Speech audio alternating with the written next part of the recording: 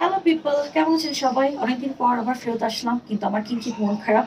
কারণ লোলা আর ডোরাকে দিয়ে দিয়েছি। আমি বাসায় খুবই কম সময় দিতে পারি, আর আম্মুর উপর অনেক প্রেশার হয়ে যাচ্ছিল।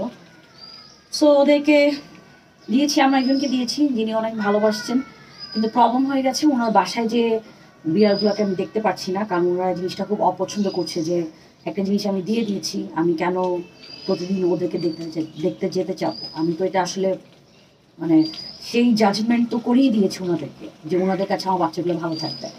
সো ওনারা খুব মানে জিনিসটাকে ভালোভাবে দেখছে না। সো গিয়েছিলাম 2 দিন, আমার বাসা ছেলেটাকে পাঠিয়েছি, যে ওদের ভিডিও টিডিও করে নিয়ে আসছে, ভালোই আছে ওরা। সো কিন্তু আমি আমি ওদেরকে অনেক মিস করছি। আমার মনে হচ্ছে যে আমি ওদেরকে নিয়ে আসি আবার, যে যাই হোক, দিস ইজ লাইফ। কান্নাকাটি করার পরও বা মন খারাপ হওয়ার পরও এই ভাড়ায় চালিত সিএনজি মার্কেট জীবন আমাদেরকে টেনে নিতেই হবে। সো শুরু করি আজকে লোলা ডোরার নামে, যে গল্পের শেষ নেই, দেবীপ্রসাদ চট্টোপাধ্যায় লেখা আমার অসংখ্য প্রিয় একটা বই। সো আমার লিটারেচার ভিলগে আপনাদের সবাইকে স্বাগতম। শুরু করি। আমরা গত ভিডিওতে আমরা পড়েছিলাম নতুন পৃথিবীর স্বপ্ন, এটার কিঞ্চিত অংশ পড়া হয়েছিল। আজকে পড়বো এর বাকি অংশটুকু। পৃথিবী বদল করার নামেই মালিকদের আতঙ্ক। তাই ওদের দলের বড় বড় ডাক সাইডে পণ্ডিতেরা নানান রকম বুদ্ধির কসরত করে প্রমাণ করতে চায় বদল যা কিছু তা মায়া, তা মিথ্যা। আসলে যা সত্য তার মধ্যে বদল নেই। সত্য হলো অনাদি অনন্ত শাশ্বত। কিন্তু মেহনতকারী মানুষের চোখে এইসব বুদ্ধির কসরত যতই ধাঁধাই লাগাক না কেন, তারা আসলে এই ধাপ্পাবাজিতে ভোলেনি।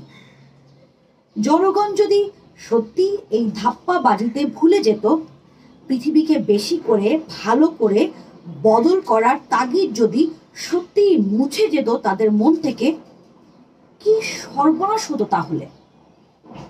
কিন্তু মেহনতকারী মানুষ মনে প্রাণে এসব কথা বিশ্বাস করেনি বলেই আজও মানুষের পক্ষে পৃথিবীকে বদল করার শেষ নেই মানুষের গল্পের। জনগণের চোখে পৃথিবীকে নতুন করে গড়বার স্বপ্ন, পৃথিবীতে নতুন পৃথিবী আনবার স্বপ্ন। সেই পৃথিবীতে শোষণ নেই, পরের মেহনত দিয়ে গড়া জিনিস লুণ্ঠন করে নিজের ভাড়ায় ভর্তি করবার কথাই ওঠে না। সেই পৃথিবীতে লোভ নেই, হিংসা নেই, নেই রক্তারক্তি বাঁধবার নেশা। সেই পৃথিবীতে মানুষ বেঁচে আছে মিলেমিশে একসঙ্গে। 10-এর ভালোতেই একের ভালো, একের ভালোই 10-এর ভালো। পৃথিবীতে নতুন পৃথিবী আসবে, জনগণের এই স্বপ্ন তার গানে, তার উপকথায়। শোষকের দল যে গল্প সৃষ্টি করেছে, কিংবা যে গল্পের সৃষ্টি হয়েছে শোষকদের খুশি করবার জন্যে, সেগুলো অনেক শৌখিন, অন্য রকমের। সেগুলোয় আমোদ প্রমোদের কথা, মালিকদের মন জোগানোর কথা। জনগণের সৃষ্টি গল্পের সেরকম নয়। 2-4টা নমুনা দেখলেই বুঝতে পারা যাবে।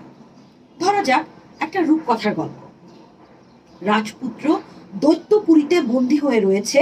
দৈত্যরা তার মাথায় সোনার কাঠি ঠেকিয়ে তাকে জাদু করেছে, ঘুম পাড়িয়ে রেখেছে। জনগণের আশা আর ইচ্ছে নিয়ে গড়া এই রাজপুত্র।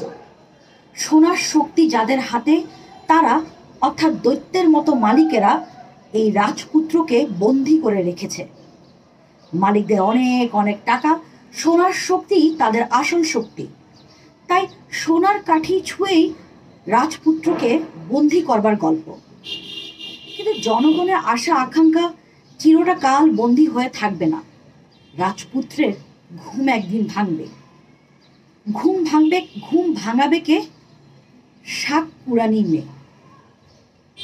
আর তারপর রাজপুত্রের ঘুম ভাঙানোর পর ওই শাক কুড়ানি মেয়ের হাত ধরে রাজপুত্র দৌড়ে যাবে অনেক দূর। সেখানে একটা পুকুর আছে, সেই পুকুরে এক ডুব দিয়ে রাজপুত্র তুলে আনবে ছোট্ট একটা কৌটা। কৌটাটার মধ্যে দৈত্যদের প্রাণ ভ্রমরা লুকানো। তারপর আঁচল পেতে ধরবে ওই শাক কুড়ানি মেয়ে, আর সেই আঁচলের মধ্যে পুরে রাজপুত্র দোলে মারবে ওই প্রাণ ভ্রমরকে, আর সমস্ত দৈত্যপুরী আছড়ে পিছড়ে মারা যাবে। শেষ হবে শোষকদের দাপট। তারপর জনগণের আশা ইচ্ছা দিয়ে গড়া সেই রাজপুত্র ফিরে পাবে তার রাজ্য। সেই রাজ্যে রানী হবে ওই শাককুরানি মেয়ে, আর সেই রাজ্যে সমস্ত মানুষ সুখের স্বাচ্ছন্দ্যে ঘর করবে। দৈত্যের দাপট নেই, জল নেই মানুষের চোখে। কিংবা ওই কড়ি গাছের গল্পটাই ধরো না। গায়ের কাছেই একটা কড়ি গাছ ছিল, সুন্দর সুন্দর আর গোটা গোটা কড়ি ধরে গাছটা যেন ঝলমল করত। অত সব সুন্দর সুন্দর কড়ি, কিন্তু গায়ের মানুষ গাছটার কাছে ঘেঁষতে পারে না, কেননা গাছটার মালিক হলো এক সাংঘাতিক বাঘ। সমস্ত দিন সমস্ত রাত্রি ধরে গাছটার চারপাশে তার কড়া পাহারা। তার মানে মানুষ আবিষ্কার করেছে ঐশ্বর্য, তবু সে ঐশ্বর্যে মানুষের অধিকার নেই, অধিকারটা অপরের, সেই মালিকের। তাই বাঘটার অমন কড়া পাহারাদারি। গায়ে ছোট ছোট ছেলেমেয়েরা দূর থেকে গাছটাকে দেখে, কাছে যাওয়ার সাহস পায় না। কিন্তু বাঘ কি চিরকাল অমন ভাবে গাছটাকে আগলে বসে থাকবে? জনগণের গল্পে বলে না, তা নয়। মালিকদের ওই মালিকানা একদিন শেষ হবে, পৃথিবীর ঐশ্বর্য এসে পৌঁছাবে মানুষের হাতে, জনগণের হাতে। তাই রূপকথার গল্পে বলে, গায়েরই একটা ছোট্ট মেয়ে একদিন এমন এক কাণ্ড করে বসবে, যার ফলে ওই পাহারাদার বাঘের মুখটা ফুটন্ত ফ্যানে পুড়ে খাক হয়ে যাবে, মরে যাবে বাঘ। শেষ হবে তার পাহারাদারির গল্প, পাহারাদারির পালা। আর কড়ি গাছটা আসবে গায়ের ছেলে মেয়েদের দখলে। মালিকের দাপট শেষ, পৃথিবীতে নতুন পৃথিবী। এই তো রূপকথার গল্প। এরকম অনেক সব গল্প। কে লিখলো এই সব গল্প? কেউ জানে না। আমি শুনেছি আমার ঠাকুরমার মুখ থেকে, আমার ঠাকুরমা শুনেছিল তার ঠাকুরমার মুখ থেকে। আসলে সত্যি তো, কোনো একজন লোক কোনো একদিন মাথা খাটিয়ে এসব গল্প ভাবতে পারেনি। তাই এসব গল্প কবে লেখা তা কেউ জানে না। অনেক অনেক বছর ধরে অনেক অনেক মানুষের আশা আকাঙ্ক্ষা এইসব গল্পে রূপ নিয়েছে। অনেক অনেক বছর ধরে অনেক অনেক মানুষ স্বপ্ন দেখেছে এই পৃথিবী বদলে গিয়ে এক নতুন পৃথিবী আসবে, যে পৃথিবী হলো রূপকথার রাজ্য।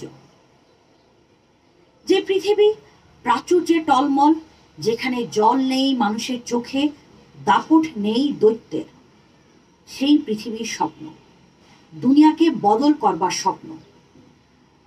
জনগণের মন থেকেও যদি নিভে যেত এই স্বপ্ন, যদি তারাও ভাবতো এই দুনিয়ায় বদল নেই, এই দুনিয়াকে বদল করা যায় না, তাহলে থেমে যেত মানুষের গল্প।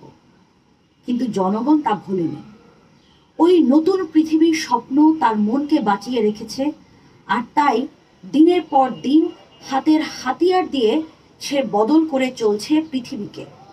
থেমে যায়নি মানুষের গল্প, মানুষের গল্প থামবে না কোনোদিন। ইয়েস। সো রূপকথার গল্প নিয়ে আপনার কি অনুভূতি? এবং এই লেখক এই চ্যাপ্টারে আমাদেরকে যে বললো যে মানুষের বদলের কোনো শেষ নেই, এবং মানুষ চিরকালই চাবে এই পৃথিবীটাকে বদলাতে, এবং মানুষের মধ্যে এই বদল করার স্বপ্ন আছে বলেই আমাদের মানুষের গল্প কোনো শেষ নেই। কিন্তু শাসক শ্রেণী কেন আমাদেরকে এই বদলের গল্পটাকে মানতে দিতে চায় না?